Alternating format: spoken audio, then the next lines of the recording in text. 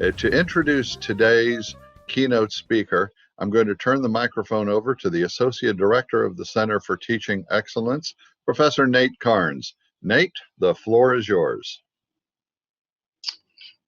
Thank you very much, Augie.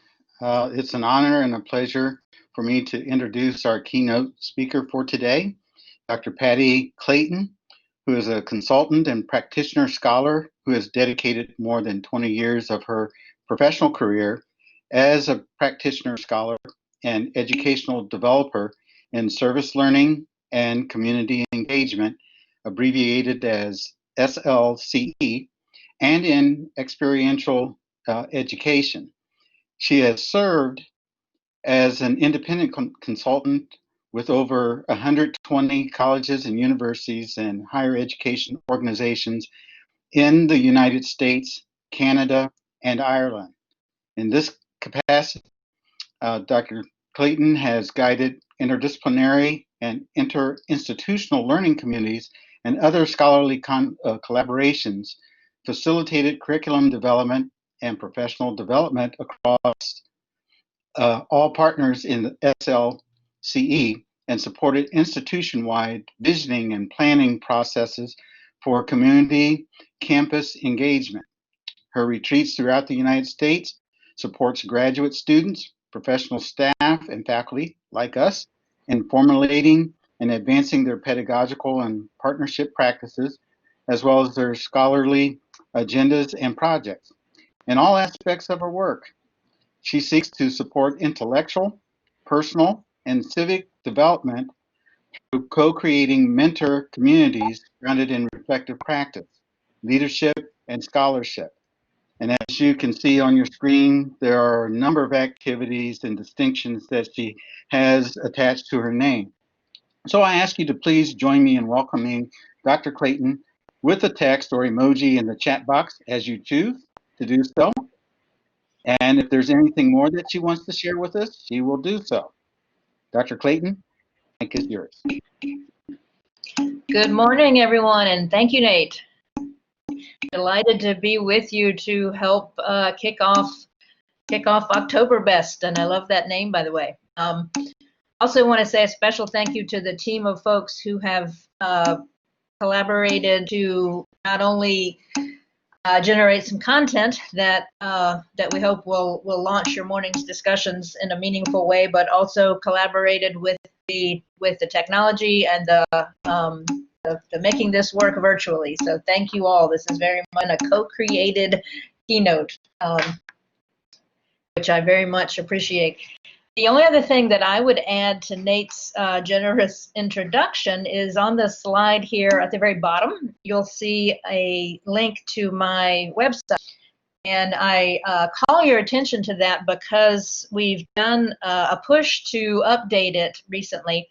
So there are a variety of workshop resources, small packets, handouts, tools, and all of the publications that I have co-authored through the years are listed there. And anytime we could, we hyperlinked directly out to them. So folks are finding those useful ways to access my work and then through that other work. So please feel quite free to poke around, and if you find anything that's useful or if you have any suggestions, don't hesitate to email me. I'd love to hear from you. Our topic for the morning, the question that we're going to explore, has to do with this distinction between learners as actors and learners as audience. You have access to an article in the Journal of Applied Learning in Higher Ed that I co-authored with 7, I think, other folks in 2014. You see our names down there at the bottom. In which we shared some of our own examples, we analyzed examples, we brought some frameworks to bear around this question of what is going on and what can support ever deeper engagement with students in ways that we are all actors, we are all agents, we are all co-creators of teaching and learning. And so this is just an excerpt from that article to maybe whet your appetite a little bit. The gist of the article is education must walk the talk of democracy. And that means all of us being actors, not being audience. Can't produce citizens who are actors if they spend the first 22 years of their lives in various settings being socialized into being recipients, into being audience. We draw in that piece on Dewey. So in his own words here, where he talked about actors and audience, today we probably are more familiar with the language of learners being, instead of only being knowledge consumers, that we want them to also become co-producers. But here you see Dewey's own language from, I think it was actually 1910, where there's little power, there's correspondingly little sense of positive responsibility. The best way to produce initiative and constructive power is to exercise it. And so we can take from Dewey a really important vision about the relationship between education and democracy, and then the central importance of co-designing teaching and learning in a way that walks the talk of democracy, of power sharing, of initiative, of co-generation of knowledge, of co-teaching and co-learning. So that's what we'd like to explore this morning. The guiding question: how are we and how might we walk this co-talk in designing teaching and learning and keynotes? So co is, to me, what I aim for as a way of being in the world. Can be difficult at times. It's often counter-normative, like in keynotes. But we're going to try this morning to be as as we can be. And really want to do 5 things. Spend a few minutes here at the beginning sharing about your own courses, your projects, your learners. We've got some polls and a couple of Padlets that will sort of take the pulse of this group and see where we are on this question of students as students as actors. I'm going to share a few examples, including from that article that I mentioned. And then I want to put 2 frameworks in front of us and put a question in front of us related to each of those frameworks. Those are tools to help us get our minds around concretely on the ground, what would we be doing in order to walk the talk of democracy, in order to cultivate in our classes, in our projects, in our mentoring relationships. And then the culmination of all that, drawing on all of that, we're going to go into breakout rooms, and then we have a Google Doc available. There's a page for each breakout group to co-generate a set of specific actionable strategies for cultivating and supporting students as actors rather than audience, or cultivating and supporting co-roles and identities. So let's jump into that first part initially.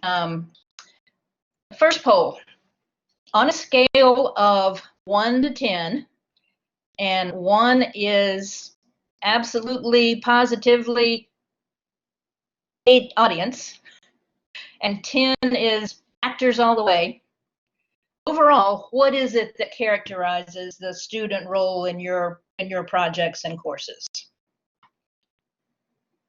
So where did we end up there? Okay, folks in the chat are saying they were in the 5 and 6 range. Okay. Then let's go to the second poll. On a scale of 1 to 10, same scale, what characterizes the student role on the first day of my courses? So not overall, think about the very first day. Are they more audience or more actor?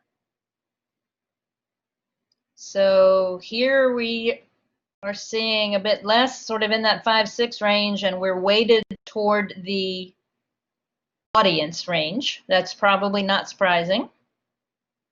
Let's keep that in mind. All right, and then our third poll. We have 3 options here. Which of these do my students probably believe they have the most power to co-create? Is it the content of my course, the topics, the questions, the readings, etc.? Is it the processes of my course? What teaching and learning strategies I use, how learning is assessed, what learning is assessed, how the course is evaluated, the different roles that everybody plays? Or is it the culture of the course? Things like civility, like formality or informality, like integrity, like the scholarliness of the space. And I'm not asking here what we think it is. I'm asking what we think they think. Which of these do they probably believe they have the most power to co-create? So I actually asked myself, this is the first time I've used this particular poll question. I was asking myself this morning what I would guess this would be, and I would have guessed number 3, culture. All right, and that is what we're seeing by a wide margin. We think they have more power over the culture of the class. So let's dig into this one a little bit. We have a Padlet set up, and we're going to put that link up here, that asks you, under what conditions then are my students the most actory? You've answered 3 polls, so hopefully kind of got your heads into this question.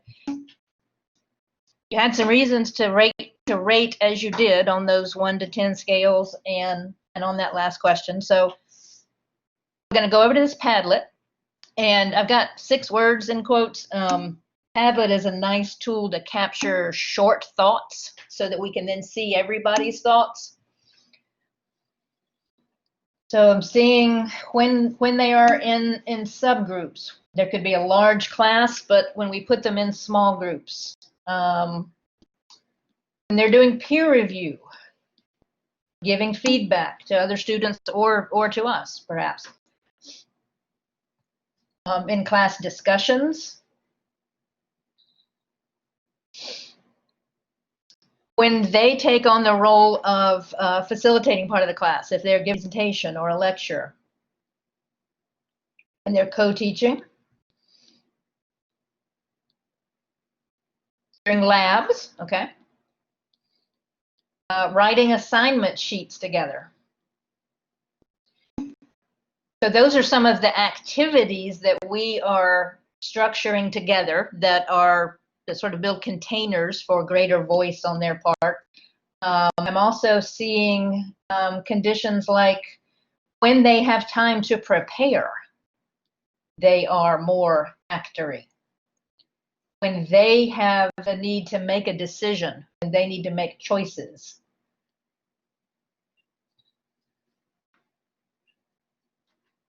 Variety of sharing exercises, whether that's peer review or debates or role playing or discussions.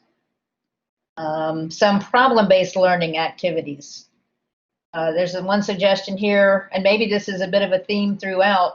It may be more in class than out of class. Okay, so one of the cool things about Padlet is that will stay up. As you have further thoughts on that, feel free to pop back in there and add them, and again, add comments to others. Let's come back to our slides. We've got, I think, one more poll. So on a scale of 1, not at all, to 10, very much so, to what extent do I want students in my courses or projects to be more actory than they are now? So regardless of however actory they are at times now, how much more so do I want them to be? Okay, this one's emerging a little more even. Fairly nice little bell curve there, but weighted toward the high end. You're mostly 5 to 8. Okay. All right, 5 to 8. And then one more time in a Padlet. Again, 6-ish words. Why do I want my students to be more accurate than they are now, to whatever extent I just said? Basically, in 6 words or so, explain your rating. If you said a 1, if you said a 5, if you said an 8, why? I will say in my own experience, it can also be sometimes they find it more frustrating. I don't think it's always more fun, but that potential is certainly there in my experience. Because I want them to share who they are and their backgrounds with their peers. No matter how much we invite our students to be actors, we can always evolve this further. It's a challenge to get all of them participating. I want them to be more actory because that promotes, again, deep thinking, critical thinking. It's in the service of transformative learning. They retain information better the more actory they are.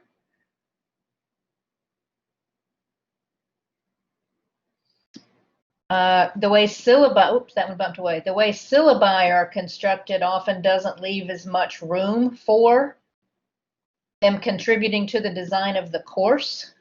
So this is another challenge. To whatever extent our courses have a traditional, and I'll put that in scare quotes, an audience-oriented, audience-based design, and that's one of the things that can get in the way of this. Increasing this, what someone used the word evolving toward ever more actoriness. They'll engage more with me, both in and out of class, the more actory they are in class.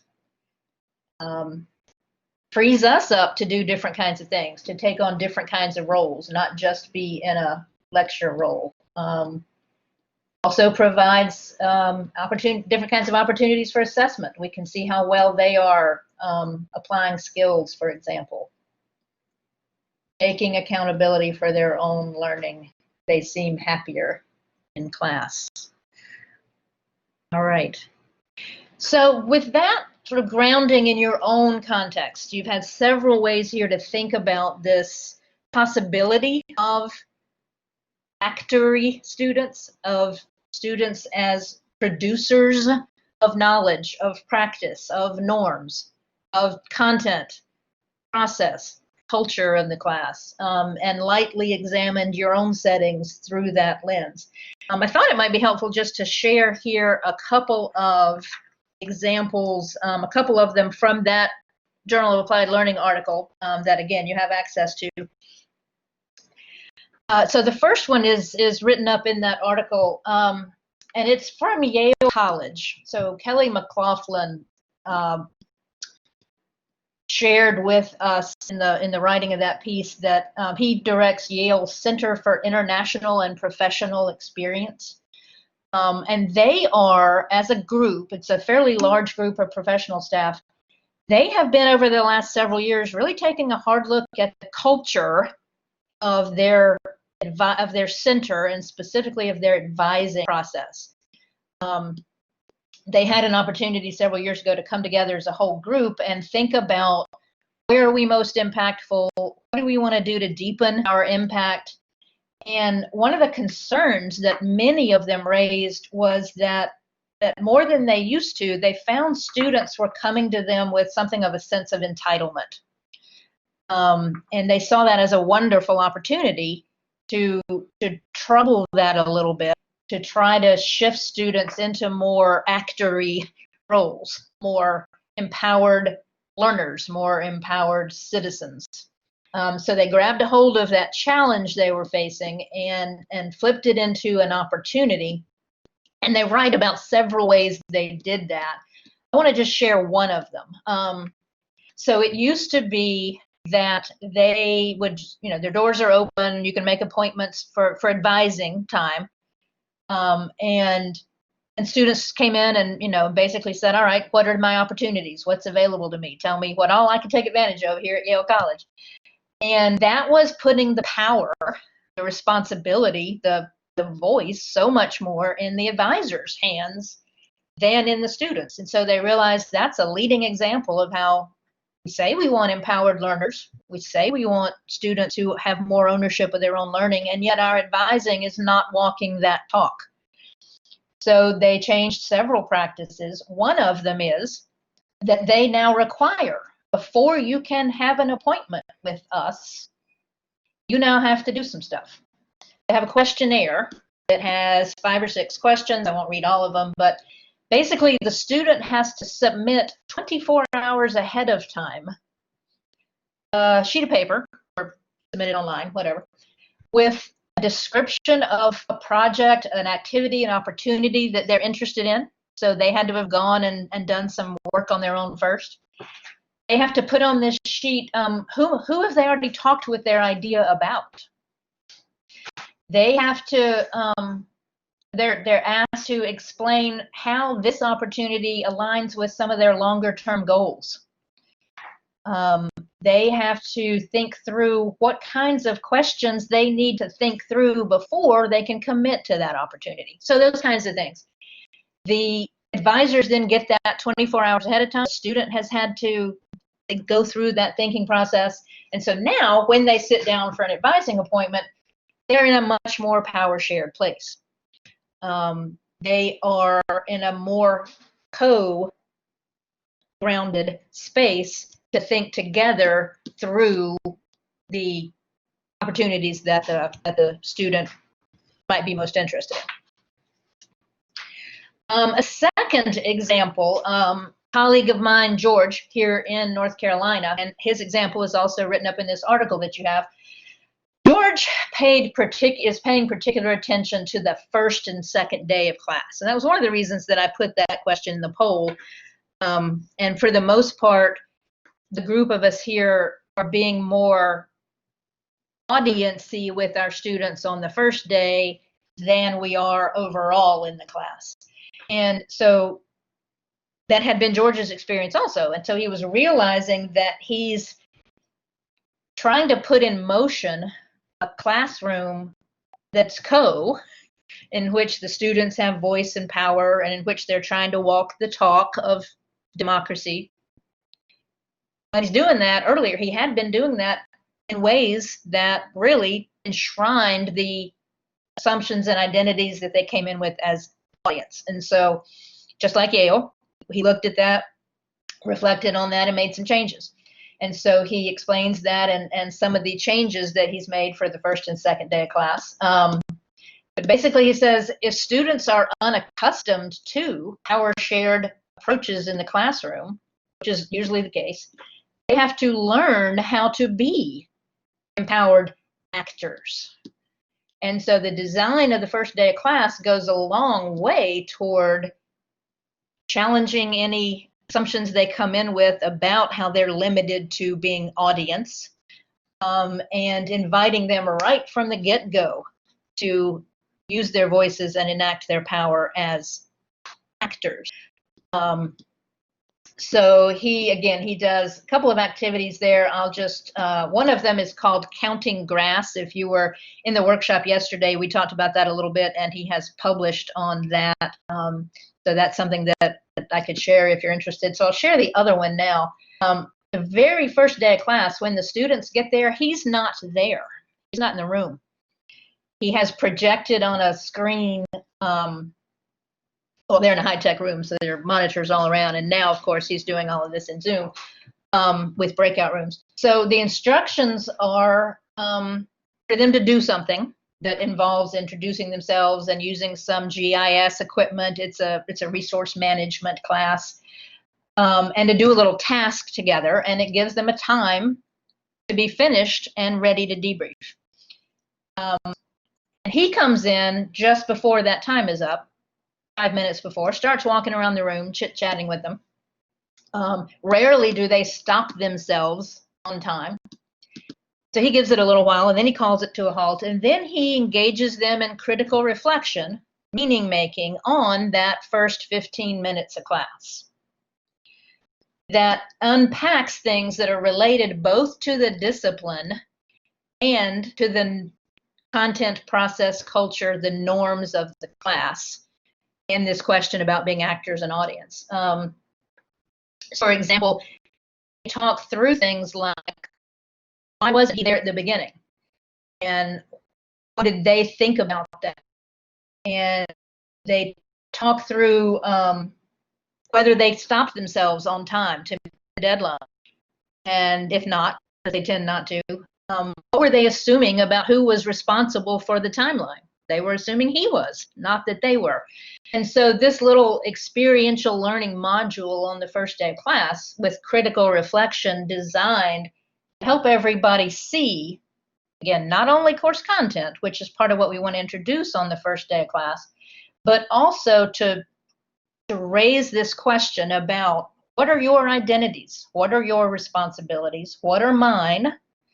And what is the teaching and learning space? What is its potential if we are all here as co-creators of it?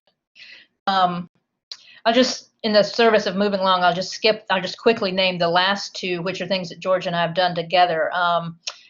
One of the things I've done on the second day of class is to have the students co-create a paragraph that's a statement of our commitment to this learning community, in which they determine what a learning community is and how to be one and what commitments it's going to take from all of us in order to help that flourish. Way back when, I came in with a statement of commitment and I asked them to sign it. And part of my own evolution toward more was that became a co-created activity.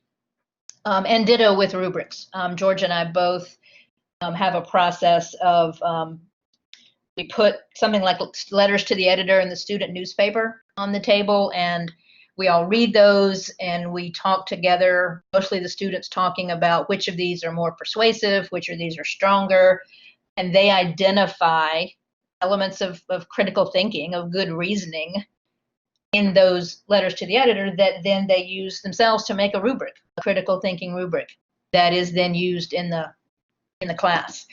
So those are just some examples. Again, the article that you have has several more examples that we analyze in more depth. But the upshot of them is, if we want to be walking the talk, if we want to go with Dewey in terms of how education must walk the talk of democracy, both for the sake of education and for the sake of democracy, that has to be a designed process, particularly given how counter-normative this is in most of our institutions and in most of our society.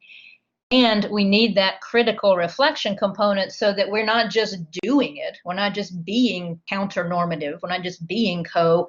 We're watching ourselves be co, and we're learning how to be co through that meaning-making process.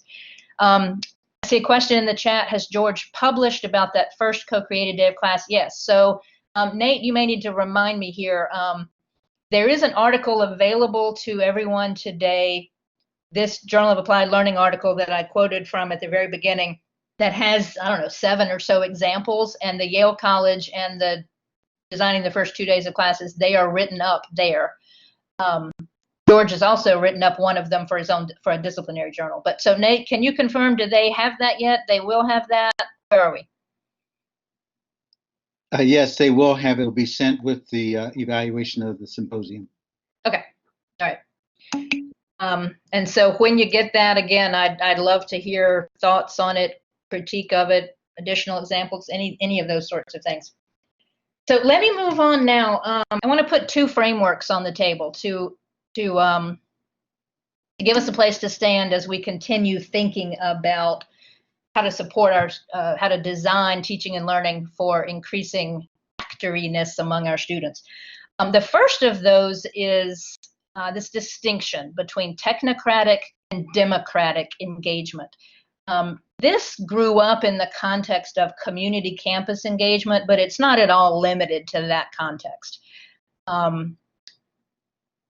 The difference here between teaching and learning, in which we see ourselves doing putting information in a unidirectional way into the heads of students who lack resources, lack knowledge, lack experience, which we maintain hierarchy as distinct from witness in our classrooms, from co-creation in an asset-based way assumes everybody has knowledge. Everybody brings gifts. And the best learning, the best knowledge generation comes when we integrate all of that in a multi-directional way through establishing a really power-shifted, co-created space. So we've got a link to another Padlet in the chat. Hop on there. And the question is, as you think about this framework, what are the specific bits of knowledge, skills, attitudes, perspectives, behaviors, etc., that are required for and fostered by democratic engagement? If I'm going to move my class increasingly in the direction of democratic engagement, what do we need to know? What skills do we need? What perspectives do we need to bring to that? What behaviors does it imply? And I'm going over there with you. Deep curiosity, openness specifically to alternative perspectives, learning to be highly functional in teams. We need to draw on some of the best practices in teaching and learning that are aligned with democratic engagement. Leave behind the banking format, patience, ego relinquishment.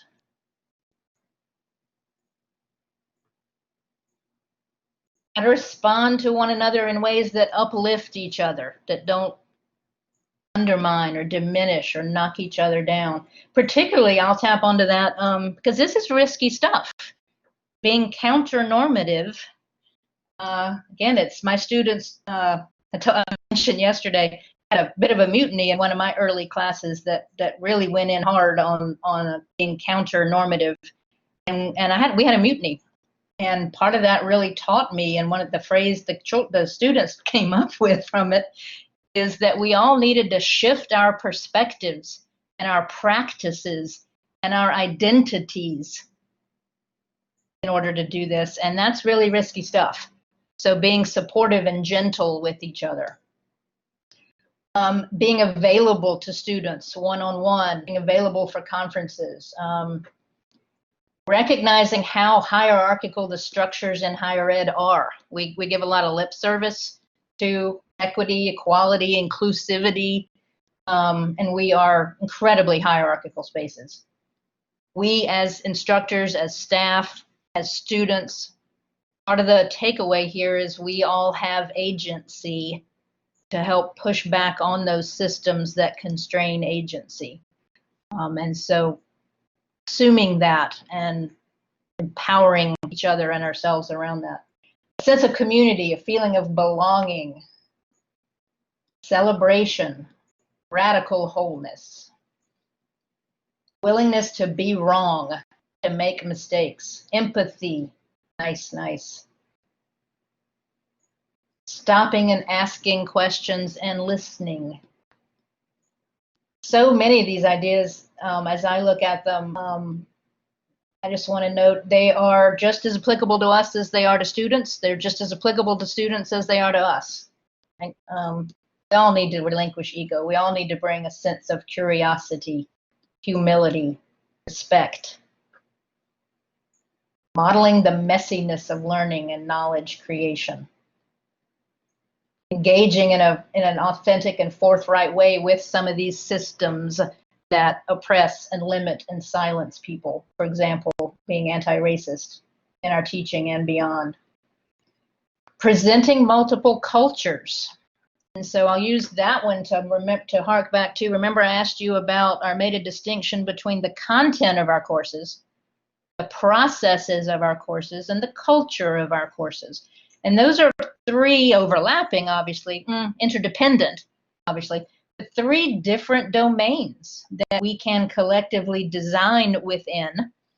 So as we think about this knowledge, skills, perspectives, etc., we can think about that. I'll invite us to think about it across all three of those domains. Again, this will stay up, keep popping some ideas in there, but let's quickly look at our second framework. I hope many of you are familiar with the work of Parker Palmer. He is, to me, an incredible thought leader in all things education and social change and understanding ourselves. One of his latest books, well, it's about 2001, is called Healing the Heart of Democracy. And in that book, it's very rich. I'm actually going to be pulling some folks together to read it as a book club because it has so many sort of implications for where we are right now. In the chat, Courage to Teach, a couple people talking about it. Yes, yes, yes. I first read Courage to Teach as part of a book club, actually, 20 some years ago, and fundamentally launched me down a path of some of the ways of thinking that we're talking about today. I believe there's nothing he has written that is not worth our time to engage with and think about. What I want to put in front of us today is as a specific element of healing the heart of democracy. He posits 5 habits of the heart that make democracy possible. And he's going back to an older sense of the word heart, not just emotions, but the interconnection of mind and being and spirit and body and soul and sort of the whole of who we are. What do we need to be to make democracy possible? And he posits these 5 things in red. Understanding that we're all in this together, appreciation of the value of otherness, an ability to hold tension in life-giving ways, a sense of personal voice and agency, and a capacity to create community. I've been in some wonderful extended sessions in which we do nothing for hours except unpack these habits of the heart and turn them into implications for teaching and learning and community building and experiential learning and etc. For right now, we're going to go to our last Padlet. And the question to you is, how do any or all of these habits emerge in the content, the process, and or the culture of your courses and projects? If we want if we want actory, then this is a framework to give us some guidance as to what specifically that might consist of. So how do already, or how could any of these habits of the heart be manifest in our content, our process, our culture of the classroom? So we've got making lots of space for safe failure, exploring other cultures, multiculturalism, discussing mistakes non-judgmentally, having creative and sustained discussion, inviting deeply personal reflection on course content, getting to know our students, promoting the process of thinking and writing and videoing and whatever through drafts. We know that's a good teaching and learning practice. We learn through mistakes. We learn through feedback. We learn through thinking together, pushing one another's ideas. So if I want to help you develop a sense of personal voice, then working with you to cultivate your ideas and how you express them through drafts would seem to be much more effective than you hand me something, this is your voice, and I say yay or nay and put a check mark or critique it too strongly before having supported you in developing that voice. Culturally responsive teaching, experiential learning to help students explore their communities. If we're going to help cultivate a capacity to create community, then reflectively being in multiple types of communities and critically examining how do communities work and how do they not work and how to be proactive and reactive to the community dynamics that you see around you that you can then go into your own spaces and deepen communities. It's teaching a mindset, not just the selection of materials when we think about culturally responsive teachers. Supporting students in constructively critiquing the canon. Yes. Developing community norms together the first week of class and revising them throughout. Being non-judgmental. Reinterpreting, encouraging practice, listening.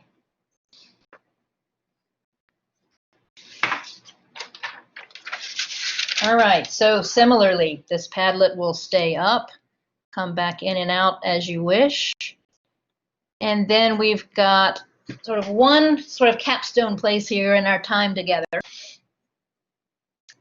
To co-generate, oh, I'm sorry, there's a question in the chat. Does Parker base the habits on Bella's seminal work, Habits of the Heart, Individualism, and American Society? So Parker and Bella and Singay and Robert Greenleaf, and there's a whole bunch of thought leaders over the last 20, 30 years who've been in this same kind of sandbox. And the more I read of them, the more I'm delighted to see how they draw on and integrate and push forward one another's work. In that phrase, and particularly, it is my understanding that both Bella and Parker drew that phrase from de Tocqueville. 17-something, came from France, learned, observed, critiqued democracy as we were talking about it, thinking about it, beginning to experiment with it here. So I believe that's where that phrase came from. They both went back to that phrase. For this interim closure, as I was reading back through the article that you're going to get, reading back through some other things in preparation for today's session, these were two of the key takeaways that I am holding at this point. Parker himself says the language differs with the century. He's referring back to Dewey. But the ideas are the same. We learn from how we are taught as well as what we are taught. So we can't just teach about democracy. We can't just teach about voice. We need to walk that talk. And neither learning nor democracy are spectator sports. We know we experienced many challenges. We're in a society and in higher ed systems in which this is all really counter-normative. And so for me, holding on to Dewey's sense that it's not that co is necessarily flourishing always and forever, it's that we have the capacities together to move more and more in this direction. It is not a belief that these things are complete, but that if given a show, they will grow. I find that encouraging. When I get discouraged, whether it's in my classroom, in a keynote, watching the news, dinner with family, when I get discouraged at the lack of remembering with Dewey that we can do this, we can continually grow in this direction. So thank you all for the conversation this morning, and I'll see you in some other sessions.